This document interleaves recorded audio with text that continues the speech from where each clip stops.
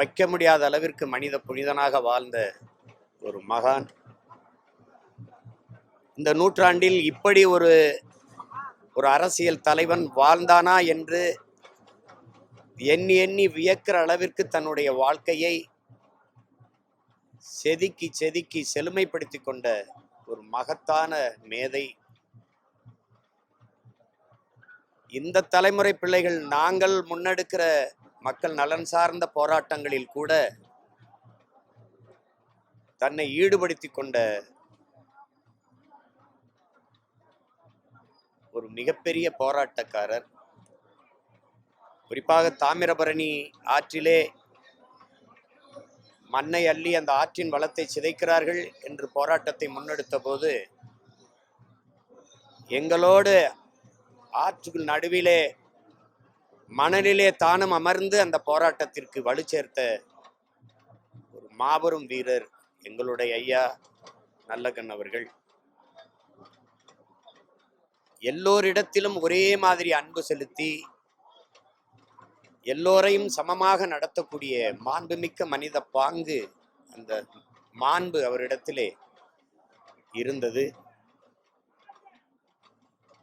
நல்லகண்ணு என்பது தமிழ் பேரினத்தின் பெருமைமிகு 100 ஆண்டு கால வரலாறு.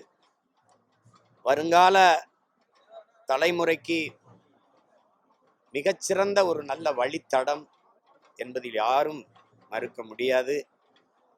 இந்த தமிழ் சமூகம் உள்ளவரை நல்லகண்ணு என்கிற அந்த நல்ல தலைவனினுடைய பெயர் எல்லாருடைய இதய சுவற்றிலும் எழுதப்பட்டிருக்கும்.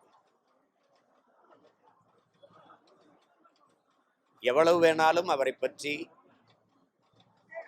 புகழ்ந்து நெகிழ்ந்து பகிர்ந்து கொண்டே இருக்கலாம்.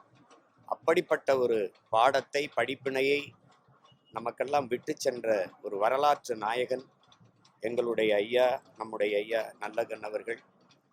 இந்திய கம்யூனிஸ்ட் கட்சியின் மூத்த தலைவர்களில் ஒருவர். கடைசி நொடி வரை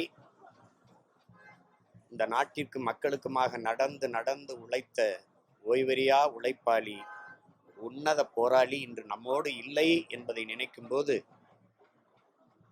மிகுந்த மனவலியை தருகிறது. நாங்கள் அவரோடு நெருங்கி பழகுகிற வாய்ப்பை பெற்ற பிள்ளைகள். எங்கள் மீதெல்லாம் அளப்பரிய அன்பை பொழிந்த ஒரு தந்தை. அவரை இழந்து நிற்கிறோம் என்பதை நினைக்கும் போது மிகுந்த துயரம் வாட்டுகிறது.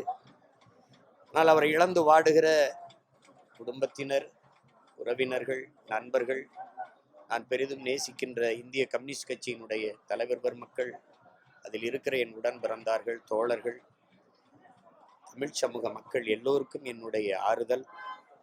எங்களுடைய ஐயா நல்லகண்ணிற்கு அவர் பிள்ளைகள் நாங்கள் பெருமிதத்தோடு எங்களுடைய செவ்வணக்கத்தை செலுத்தும்.